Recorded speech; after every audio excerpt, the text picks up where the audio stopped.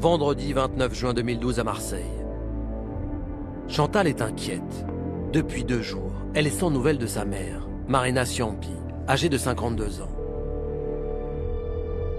Qui plus est, le portable de sa maman est tout le temps sur messagerie. Ce qui n'est vraiment pas dans ses habitudes. Elle qui appelle sa fille plusieurs fois par jour.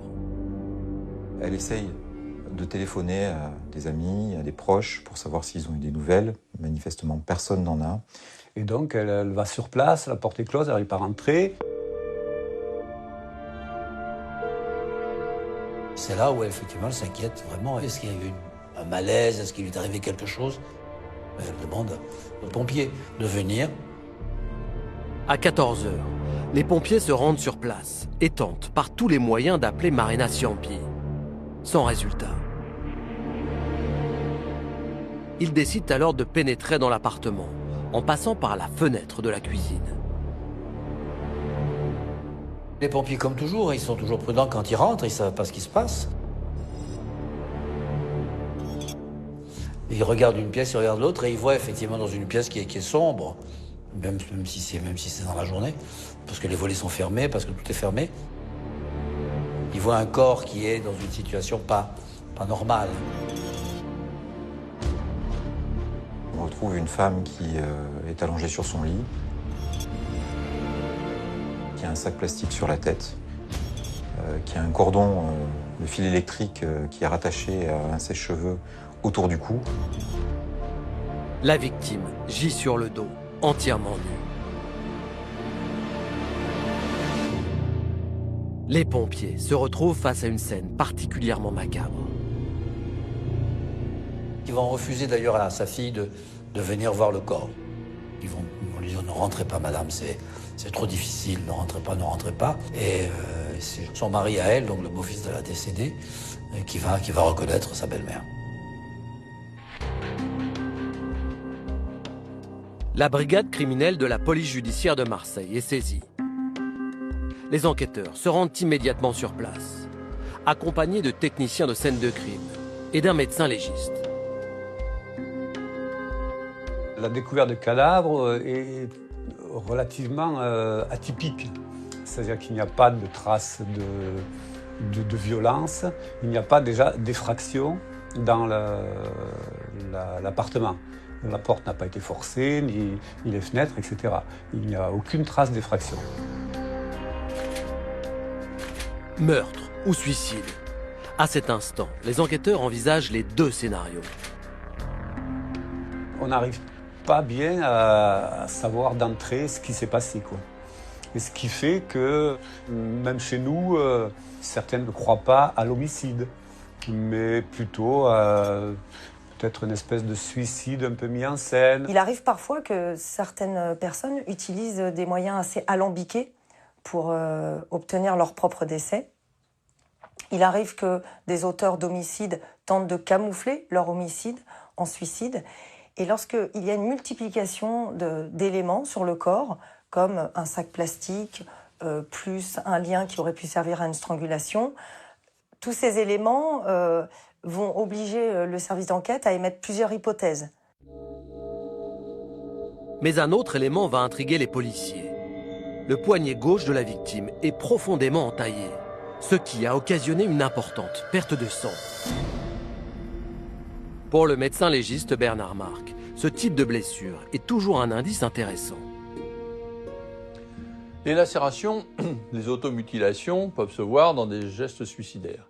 Et donc la nature de ces lésions, leur orientation va nous dire si la personne a pu elle-même s'entailler, s'occasionner des lacérations, si les lésions ont été occasionnées par un tiers, ou si les lésions ont été occasionnées, par exemple, par une entrave. Mais quand le médecin légiste examine minutieusement le poignet de la victime, il constate qu'elle n'a pas pu s'infliger elle-même de telles blessures. Leur forme, leur trajet, leur direction n'est pas celle du geste suicidaire de la personne, donc sont un élément sans doute pour dissimuler l'homicide en suicide. Les enquêteurs n'ont plus aucun doute. Il s'agit bien d'un meurtre. La recherche du moindre indice devient alors déterminante pour tenter de comprendre les circonstances du drame. Des prélèvements sont aussitôt effectués, notamment sous les ongles de la victime. Soudain, sur le lit à côté du corps, un élément troublant attire l'attention des policiers. Il y a un détail particulièrement insolite qui est la présence d'une pince à linge. Donc on ne s'explique pas pourquoi. On ne sait pas si elle l'avait sur son corps, qu'elle l'a perdu en se débattant ou ce qui s'est passé. Mais on retrouve à proximité du corps une pince à linge. Cette pince à linge est envoyée en laboratoire pour analyse. Tout comme la culotte retrouvée au pied du lit et identifiée comme appartenant à la victime. Le sac plastique et le sèche-cheveux dont le cordon enserre le cou de Marina Ciampi sont également emportés. Sur ce cordon, il peut y avoir des éléments génétiques. C'est donc avec toutes les précautions, comme dans un bloc opératoire, que l'on va, avec des gants, pouvoir retirer le cordon, le mettre dans un scellé, parce qu'après, il va y avoir toute la recherche génétique et la recherche aussi d'empreintes papillaires qui va pouvoir être faite. Les techniciens effectuent ainsi plus de 150 prélèvements, qui sont aussitôt envoyés à l'Institut français des empreintes génétiques d'Aix-en-Provence. Chaque détail a son importance. C'est pourquoi il faut être très observateur et s'attacher à ce qui peut paraître insolite, paradoxal. Le diable se cache dans les détails. Donc il faut vraiment prélever un maximum de choses. Les experts poursuivent donc leurs investigations avec la plus grande minutie, dans un appartement en désordre qui a manifestement été fouillé. Lors des constatations, on s'aperçoit aussi qu'il y a eu un certain nombre d'éléments qui ont disparu. Dans le salon, les enquêteurs découvrent le sac à main de la victime. Mais il a été vidé de son contenu. La carte bancaire et les papiers d'identité ont disparu. S'agit-il d'un cambriolage qui a mal tourné? Les policiers se posent encore plus cette question quand ils découvrent que la boîte à bijoux de Marina Ciampi est également vide. Mais à ce sujet, sa fille Chantal apporte une explication. Elle a confié en réalité à tout son entourage, que ce soit ses amis ou sa famille, qu'elle allait vendre ses bijoux parce qu'elle avait besoin d'argent. C'était une femme qui vivait dans des conditions assez difficiles depuis la mort de son mari. Et elle avait fait ce choix que de se débarrasser de l'intégralité quasiment de ses bijoux. Un appel à la banque de Marina Ciampi confirme aussitôt qu'elle a bien déposé sur son compte une somme d'argent correspondant à la vente de ses bijoux. Ce versement a eu lieu le 27 juin, soit 2 jours avant la découverte du corps. La piste du meurtre crapuleux ne tient donc pas. En revanche, la disparition de l'ordinateur de la victime est un indice important pour les enquêteurs. On s'aperçoit qu'il y a la trace d'un ordinateur qui était posé sur une table.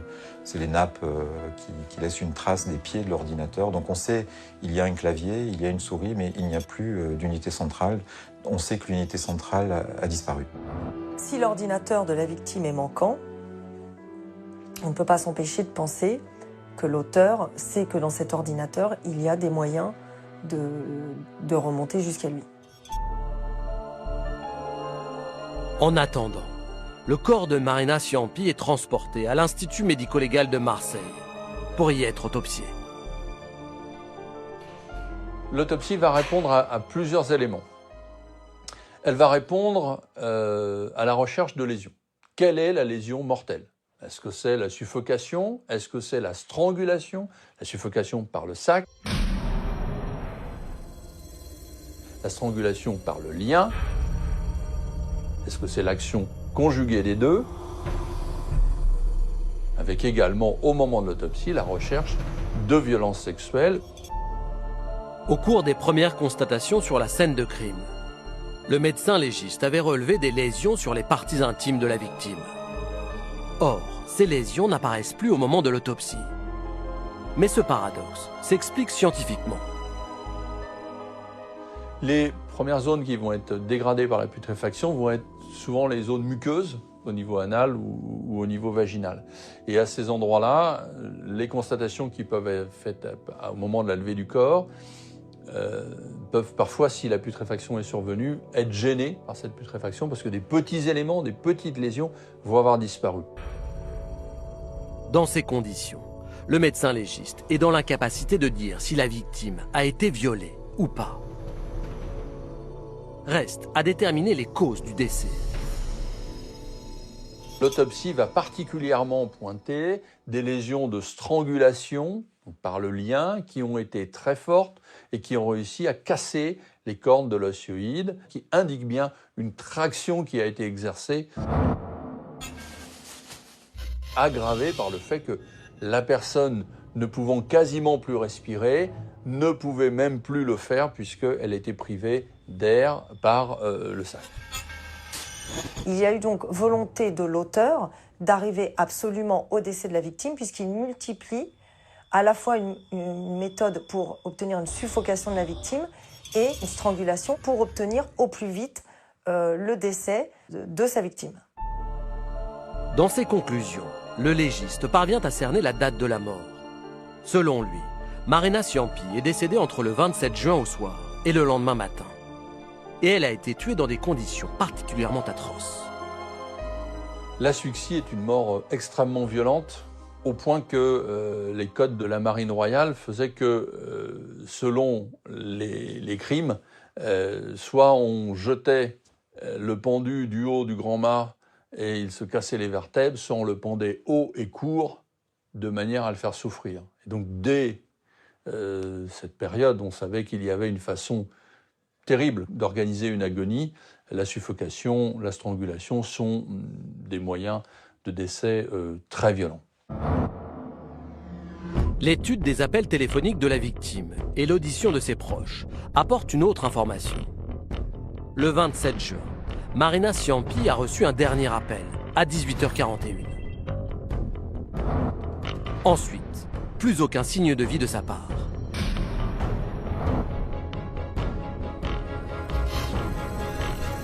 Mais qui pouvait en vouloir à Marina Ciampi, au point de la tuer si sauvagement? Lorsqu'on découvre le corps d'une femme nue, sans trace d'effraction dans son logement, on va évidemment s'intéresser à l'entourage, aux proches de la victime. On va voir les gens qui la connaissent. Parce que ça, c'est un dicton que se disent souvent les enquêteurs en matière criminelle, c'est qu'on ne tue pas quelqu'un qu'on ne connaît pas. Pour les enquêteurs, il est maintenant essentiel de se pencher sur la vie et la personnalité de Marina Ciampi. Une femme, a priori sans histoire. Marina Ciampi est née à Marseille, où elle a toujours vécu. À 52 ans, cette mère de 3 enfants est veuve. Son mari, retraité de la régie des transports de la ville, est mort 3 ans auparavant, à la suite d'une maladie.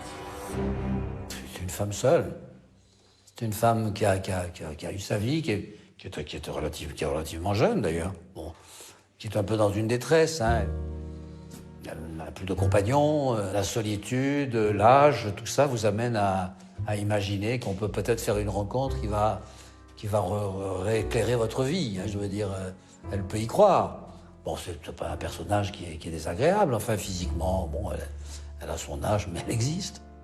Très affectée par sa solitude, Marina Ciampi n'a qu'un espoir, refaire sa vie avec un nouveau compagnon. Elle voulait trouver quelqu'un avec qui partager sa vie, bien sûr, mais en même temps aussi trouver l'amour. C'est quand même mieux de partager sa vie avec quelqu'un que l'on aime, quand même, c'est plus agréable. Et puis avec le temps, on vieillit, physiquement aussi. Donc si c'est pas aujourd'hui, ce ne sera jamais. Je crois qu'elle courait après ça, mais elle courait, encore une fois, vers une rencontre pour vivre mieux, pour être plus heureuse. Voilà.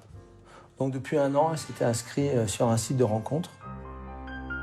Une amie de Marina avait trouvé l'amour grâce à un site de rencontre sur Internet. Alors pourquoi pas elle? En mars 2011, Marina demande donc à sa fille Chantal de l'inscrire sur ce site. À partir de cette date, elle va passer toutes ses nuits sur Internet, à la recherche du grand amour. Elle avait fait quelques rencontres qui n'étaient pas si fructueuses que cela. On a le sentiment, quand on lit les échanges, qu'elle se sentait pas très jolie, qu'elle n'était pas très bien dans sa peau, très bien dans son corps, etc. et qu'elle était en recherche de quelqu'un qui serait susceptible de la rassurer de ce point de vue-là. Donc on est sur des relations, oui, effectivement, pas forcément poussées d'ailleurs, hein. En avril 2011, un peu plus d'1 an avant son décès, Marina Ciampi voit enfin ses espoirs sur le point de se réaliser. Elle pense avoir trouvé le compagnon idéal pour partager sa vie, un certain Jean-Michel. C'était une assez jolie rencontre, elle s'occupait de lui, le mâle s'en occupait vraiment. Cet homme-là s'était installé chez elle pendant un temps avec son fils. Et puis, cette relation finalement n'a pas abouti. Au fil des témoignages, les enquêteurs comprennent que c'est Marina elle-même qui a mis un terme à cette relation. C'était 3 mois avant sa mort, et le profil de ce Jean-Michel les intrigue. Le compagnon de Madame Ciampi est décrit par son entourage effectivement comme quelqu'un d'oisif, qui vivait à ses crochets. Sa fille n'était pas tout à fait pour cette relation dans la mesure où c'était un profiteur. C'était quelqu'un qui s'était installé chez cette femme et qui profitait. Il ne travaillait pas. Et donc, elle n'a pas supporté cette situation et elle a mis fin à cette relation. Donc, il faut s'intéresser à ce monsieur pour voir un petit peu ce qu'il peut nous dire. À 49 ans, Jean-Michel est divorcé et père d'un enfant de 11 ans dont il a la charge. Depuis sa séparation, il vit chez sa mère, à Avignon. Mais en épluchant les relevés téléphoniques de Marina Ciampi, les enquêteurs découvrent que sa relation avec Jean-Michel n'était pas vraiment terminée. Il est en contact téléphonique de façon très importante dans les jours qui ont précédé, et y compris le jour même du 27 juin, puisque à partir de 5h40 du matin, il va y avoir un échange abondant de SMS et des appels téléphoniques pour des durées importantes. Est-ce que c'est une tentative de reprendre contact? Est-ce que c'est effectivement les prémices à une nouvelle rencontre? C'est vrai qu'on va s'intéresser à Jean-Michel parce que potentiellement c'est quelqu'un qui a pu être en contact avec Marina Ciampi et qui aurait pu avoir des raisons de vouloir aller chez elle. Et peut-être est-ce la dernière personne qui a vu Marina Ciampi. Le 6 juillet 2012, Jean-Michel est convoqué à la brigade criminelle de Marseille, en qualité de témoin. Les policiers lui demandent immédiatement d'expliquer ses contacts téléphoniques répétés avec la victime le jour du meurtre. Il s'explique assez clairement à ce sujet. C'est apparemment la victime qui a pris contact d'abord avec lui. Ils ont échangé une série de SMS, mais ça ne préludait pas à une nouvelle rencontre. Quand on étudie les facturations détaillées, on s'aperçoit que effectivement, elle a essayé de reprendre contact, mais en réalité, c'est lui qui va, dans une nuit, 10 jours avant les faits, va lui envoyer un SMS qui va déclencher un nombre très important de SMS pendant toute la nuit, et on aura même une trace dans les échanges qu'ils ont eus sur Internet, où Marina va expliquer qu'il l'a réveillée en pleine nuit. En continuant d'analyser en détail les relevés téléphoniques de Marina Ciampi, les enquêteurs découvrent un élément particulièrement troublant. Quelques jours après sa mort, Jean-Michel lui a envoyé 2 SMS. Pourquoi avoir envoyé ces SMS alors que en déposition, il dira tout simplement qu'il l'a envoyé pour avoir de ses nouvelles? En réalité, au niveau du timing, c'est pas possible parce que nécessairement, il savait qu'elle était décédée. Là, il concède qu'il le savait. Il dit peut-être oui, j'ai cru, la police m'a dit que le téléphone avait disparu, je voulais voir qui allait répondre. Les policiers sont intrigués par ce comportement.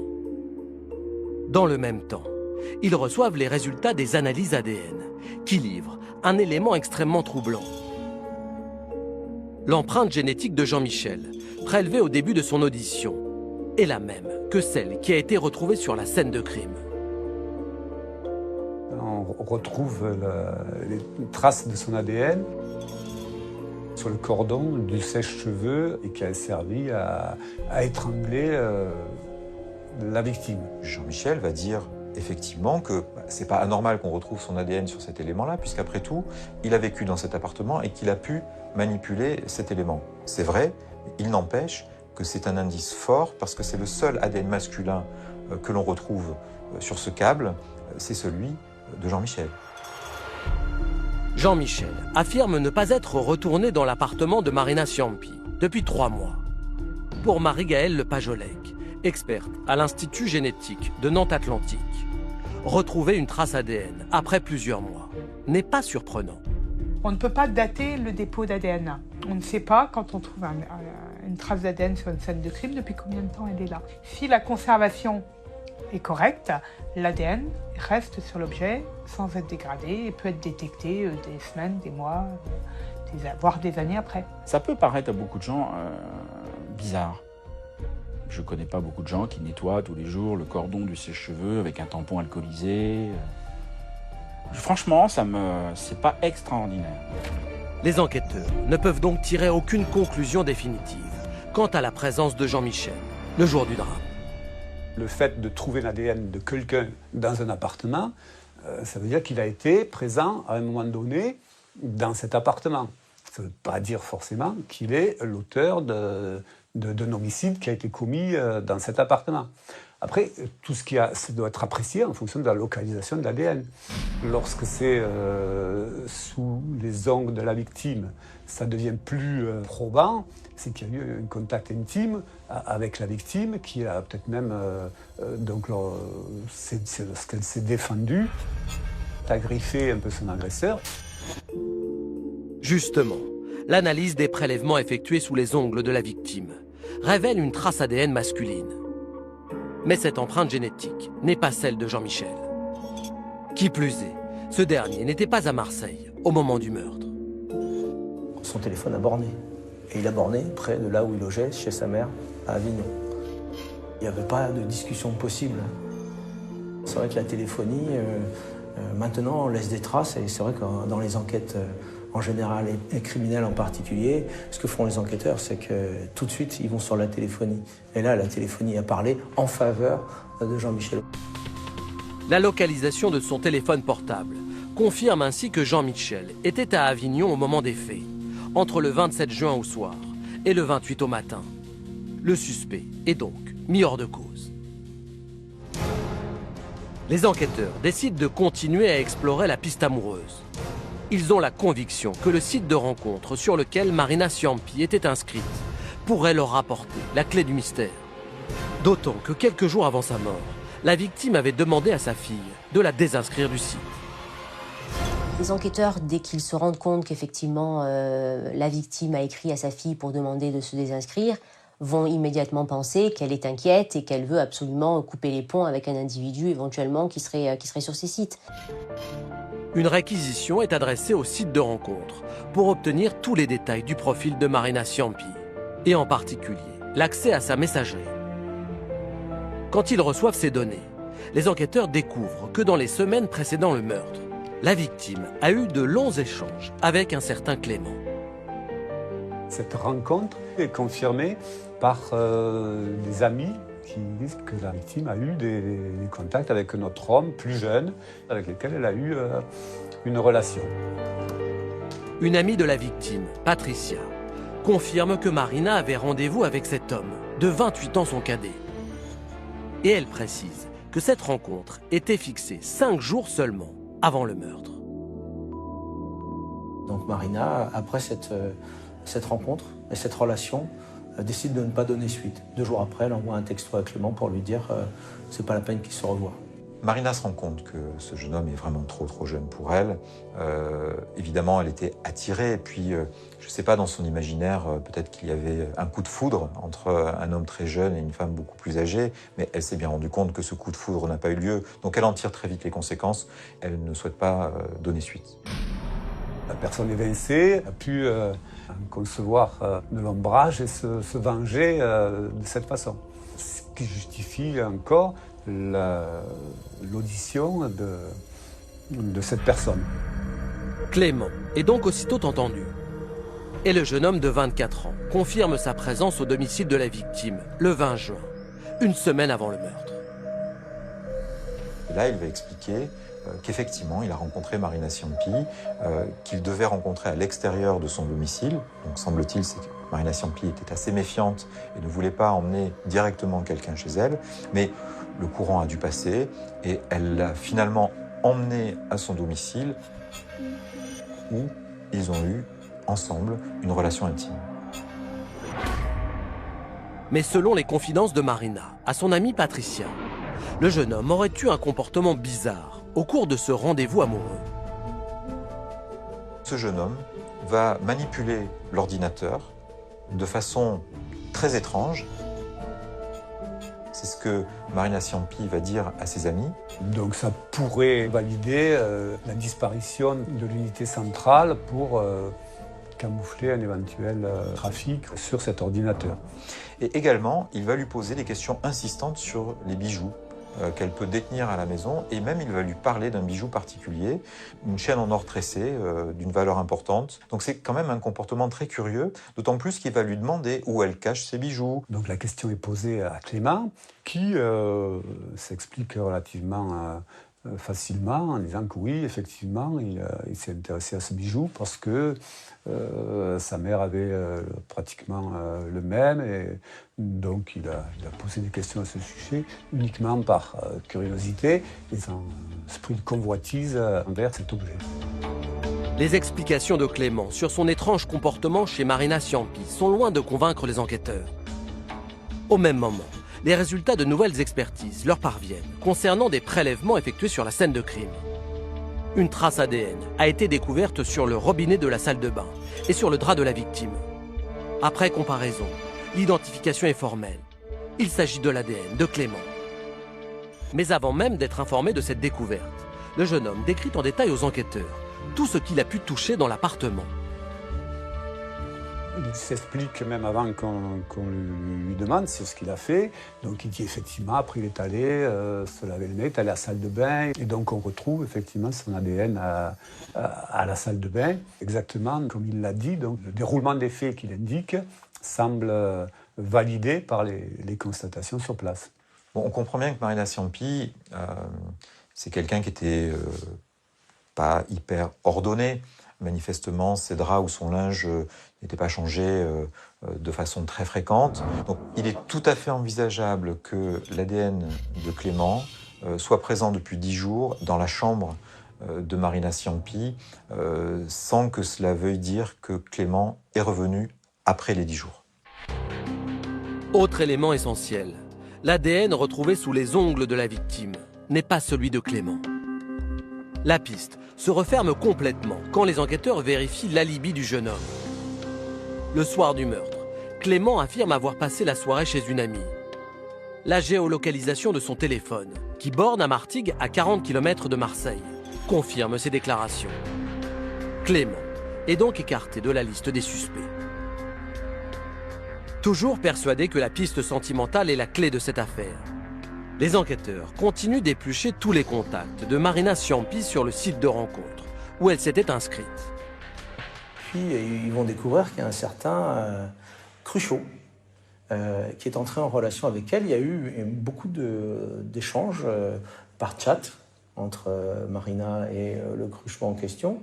Cruchot, ça interpelle tout de suite. On dit c'est quoi, il s'amuse à quoi celui-là? C'est quoi? C'est un rigolo, c'est un faux humoriste, c'est qui? En effet, Cruchot est un pseudonyme étonnant, car il s'inspire du personnage de Louis de Funès dans le film Le gendarme de Saint-Tropez. Parce qu'on ne viendrait pas à l'idée pour draguer quelqu'un de prendre le nom d'un personnage qui est un peu ridicule quand même. Bon, alors ça peut...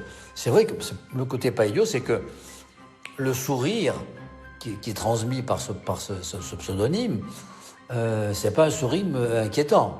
Bon, vous signez Dracula, là vous savez à qui vous avez affaire.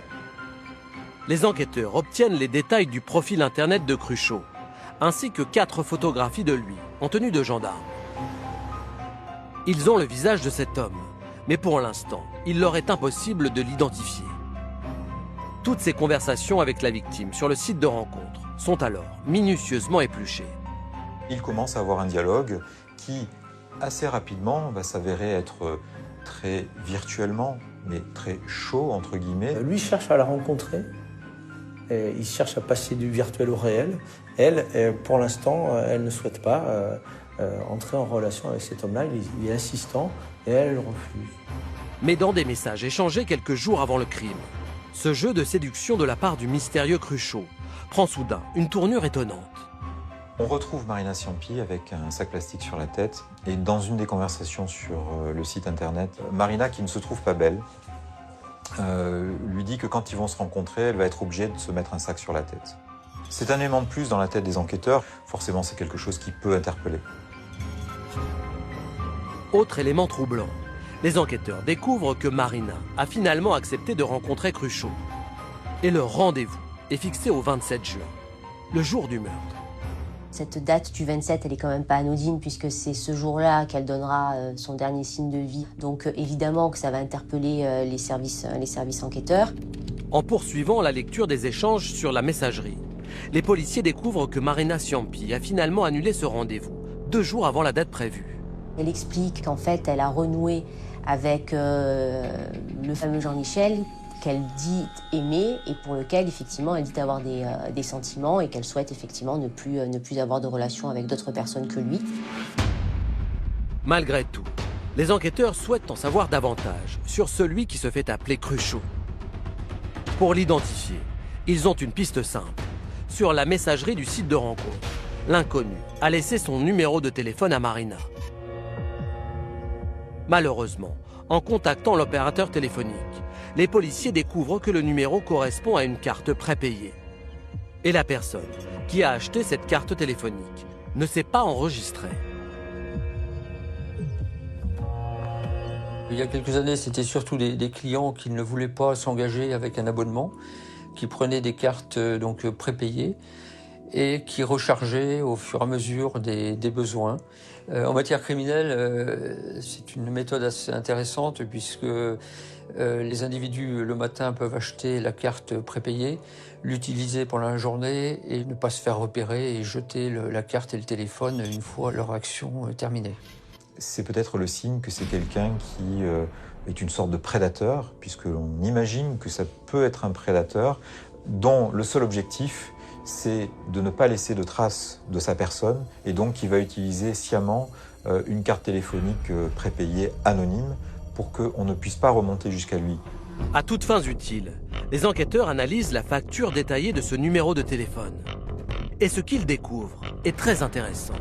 Les enquêteurs se rendent compte que ce numéro, bizarrement, n'a été utilisé que pour des échanges entre Marina et Cruchot. C'est ce qu'on appelle un numéro dédié. C'est extrêmement suspect, cette puce dédiée, d'autant plus que le dernier contact téléphonique de Marina Ciampi avec l'extérieur, c'est vers ce téléphone, un SMS qui est émis le 27 juin à 18h40. Ce qui en met encore un peu plus la puce à l'oreille des enquêteurs, c'est que le 28, le matin, plus aucun contact. Il n'était pas censé savoir que Marina était décédée, donc il aurait pu continuer à envoyer des messages, ce qu'il n'a pas fait parce qu'il a arrêté. Donc là aussi, c'est un élément troublant. En continuant l'analyse de ces relevés, les enquêteurs découvrent que le 27 juin, Marina Ciampi a eu 3 autres contacts téléphoniques avec le fameux Cruchot. À 14h32, 14h33 et 16h24. En le géolocalisant au moment de ses appels, ils cherchent alors à savoir où se trouvait cet homme pendant l'après-midi du 27. Pour donner l'explication d'un bornage et d'un déclenchement de relais, quand vous êtes en déplacement, le téléphone se cale sur la bande la plus proche, le relais le plus proche, en fonction de votre opérateur, c'est ça. Vous êtes en voiture, vous passez d'un relais sur l'autre. Donc on arrive comme ça à vous positionner sur des trajets. La géolocalisation de son téléphone est formelle. Elle prouve que toute la journée du 27 juin, Cruchot se trouvait à proximité de l'appartement de la victime. Pourquoi ce dernier jour il est là si longtemps? Comment ça se fait qu'il revient régulièrement? Il y a certaines heures. C'est une vraie inquiétude.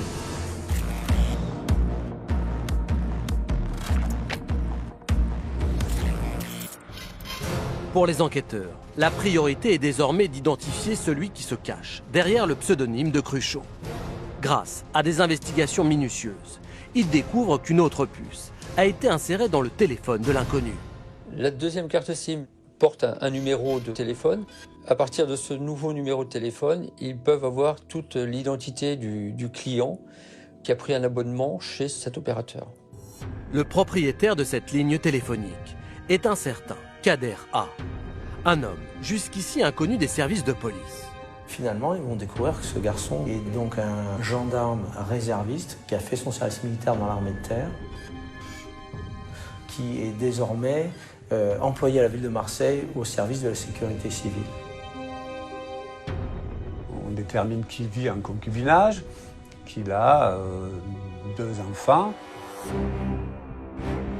Et les enquêteurs mettent en place une surveillance avant de l'interroger. Pendant 3 mois, Kader A et ses proches sont mis sur écoute. Une stratégie d'enquête destinée à connaître la vie et la personnalité du suspect. La seule chose que l'on va découvrir, c'est que Kader a une relation très tendue avec sa compagne. Sa compagne va lui dire qu'il a été violent ou qu'il est violent. Bon, on s'aperçoit que c'est un couple qui va mal. Rien d'autre ne ressort de ces écoutes. Rien qui puisse rattacher Kader au meurtre de Marina Ciampi. Mais le 9 octobre 2012, la brigade criminelle de Marseille décide tout de même de procéder à son arrestation. C'est quelqu'un qui tombe de l'armoire, qui ne comprend pas ce qui lui arrive. Et les enquêteurs, pourtant, immédiatement, laissent entendre qu'on sait que c'est lui. L'homme est aussitôt placé en garde à vue. Pour mener son interrogatoire, les policiers ont une stratégie. Ils décident de laisser parler Kader, sans lui dire qu'un indice essentiel joue contre lui. Ses appels téléphoniques. Les enquêteurs font, pour la première audition, ce qu'on appelle un PV de chic, c'est-à-dire qu'ils ont des éléments sous le coude dont ils ne parlent pas à la personne qu'ils entendent et ils vont essayer de le faire trébucher, de lui faire dire des choses qui sont contraires à ce qu'eux savent déjà. Donc effectivement, ils tombent, on peut dire, relativement facilement dans le panneau en niant les évidences et en avançant des déclarations qui vont à l'encontre de ce que savent les enquêteurs.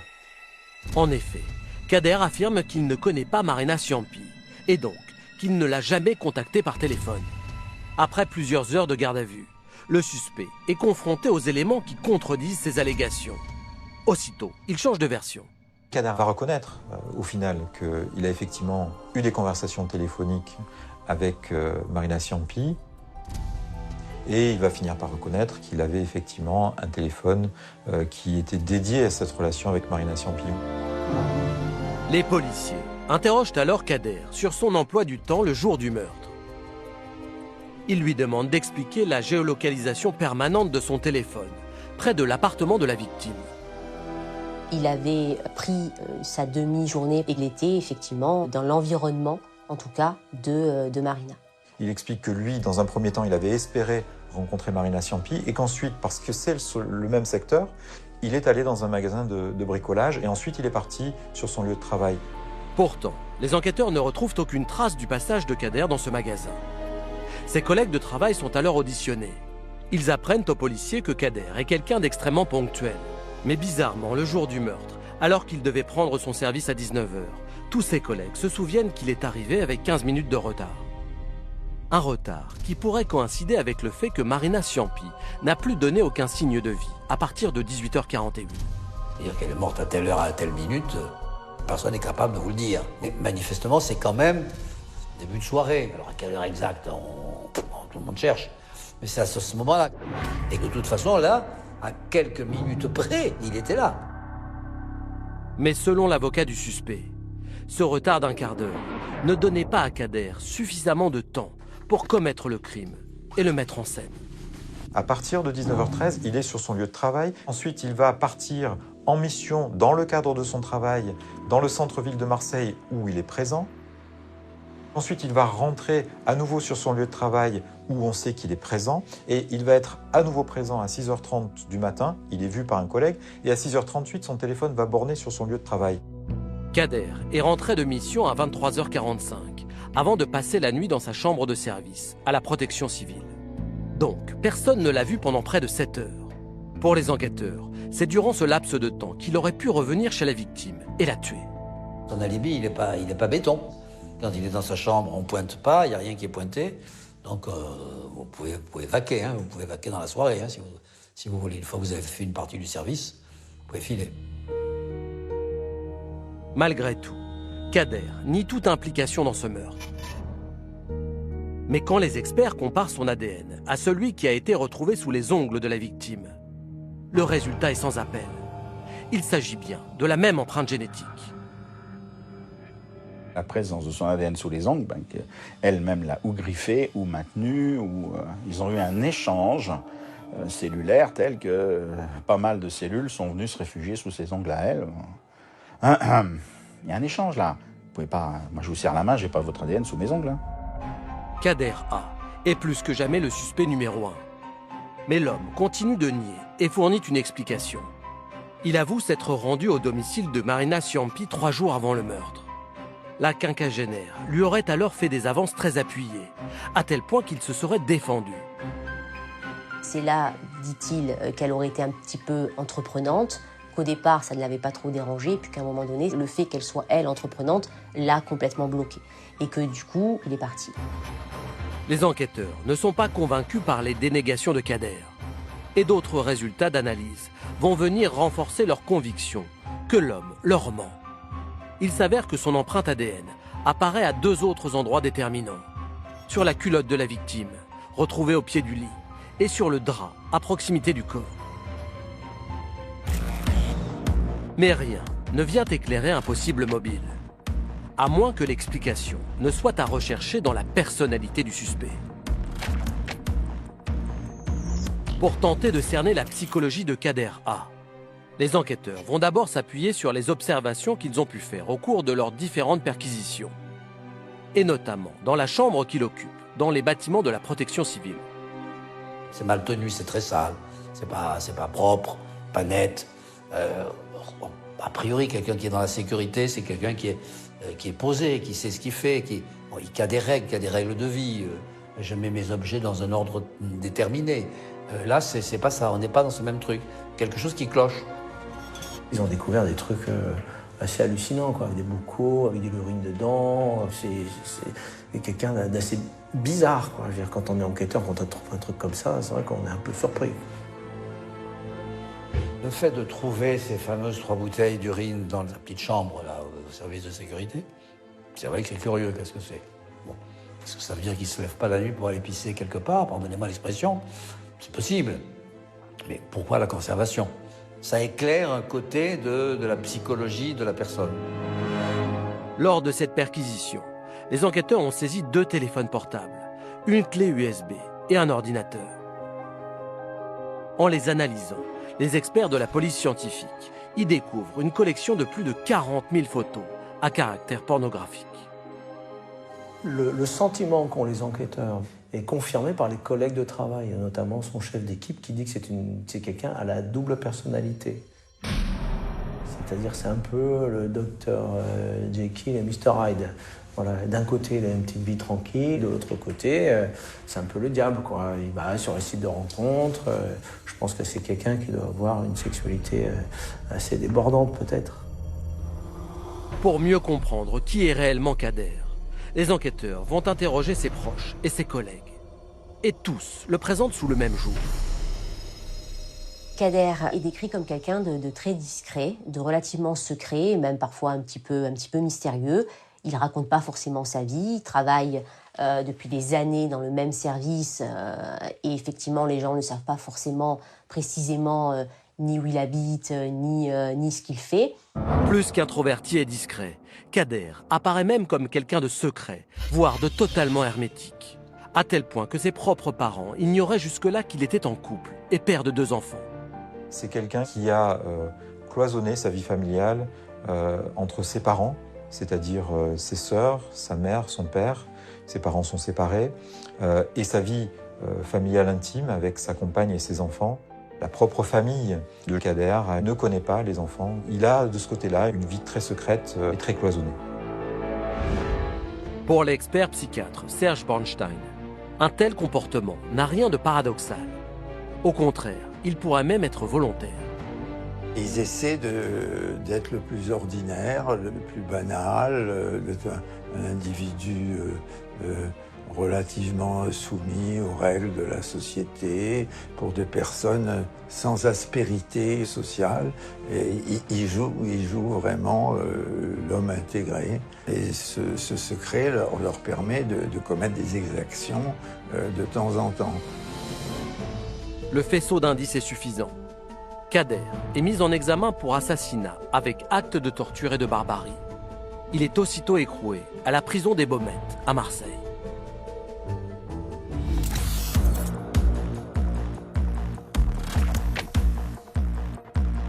Comme le veut la procédure, l'ADN de Kader est entré dans le FNAEG, le fichier national des empreintes génétiques. Les enquêteurs découvrent alors que son empreinte génétique y est déjà répertoriée. Surprise, son ADN match avec une affaire qui remonte 6 ans plus tôt, en 2006. Pareil, à Marseille, une femme seule est retrouvée morte dans son appartement. Cette malheureuse dame, elle n'a pas été violée, on n'a rien volé. On n'a rien volé. Pourquoi est-elle morte ? Le 23 avril 2006, dans le 13e arrondissement de Marseille, le corps d'Henriette Bernardi, 68 ans, était découvert dans son appartement. La victime était allongée sur le dos, un bas roulé en boule, enfoncé dans la bouche et maintenu par une ceinture. Mais en épluchant cet ancien dossier, les enquêteurs tombent sur un détail troublant. La victime avait une pince à linge sur le nez. Qu'est-ce que c'est que cette pince à linge ? On trouve une pince à linge sur le premier cadavre, celui de Marina, et on trouve une autre pince à linge sur le cadavre de la vieille dame. Les enquêteurs, tout de suite, ils se disent, mais c'est peut-être pour eux une signature, la pince à linge, une espèce d'objet commun aux deux. Et on va dire que c'est un objet rituelique, peut-être, la pince à linge, qui sait. On se dit, est-ce que ça peut être maniaque, d'une espèce de tueur en série qui voudrait ainsi signer son acte, ou un fétichiste, ou je ne sais quoi. Ça pose un certain nombre de questions, mais on a du mal à avoir les réponses. Mais d'autres similitudes étonnantes apparaissent entre ces deux affaires. Donc il s'agit dans les deux cas de dames d'un certain âge qui sont agressées à domicile, chez elles, sans effraction, étranglées. En ce qui concerne Mme Bernardi, un bâillon et un lien sur la bouche.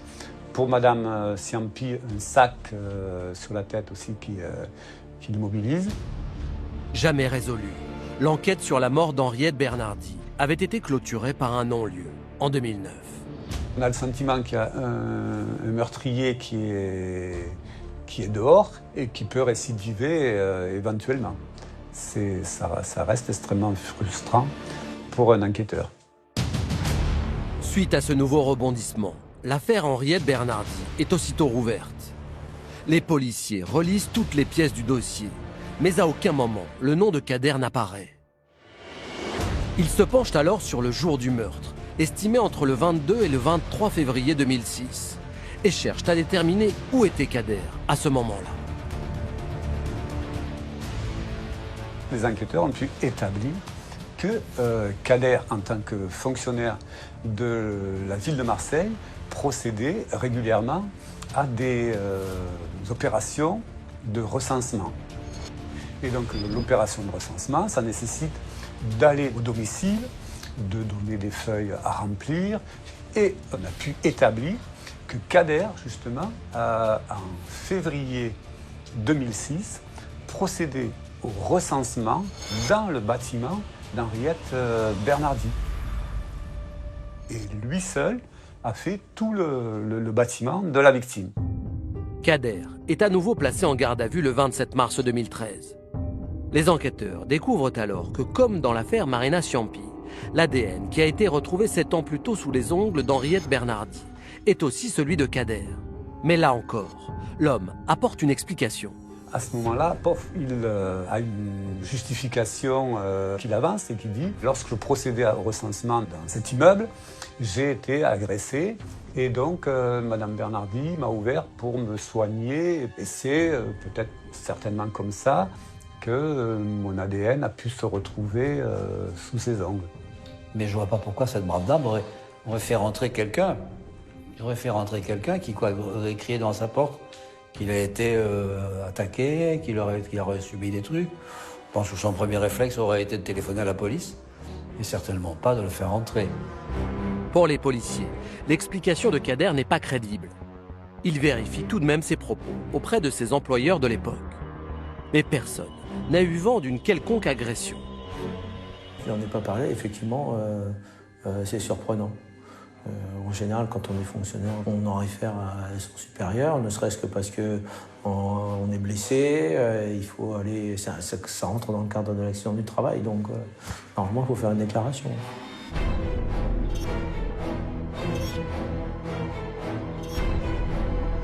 Deux victimes qui ont le même profil. Deux scènes de crime comparables et le même ADN retrouvé aux deux endroits. Pour les enquêteurs, ça ne peut pas être de simple coïncidence.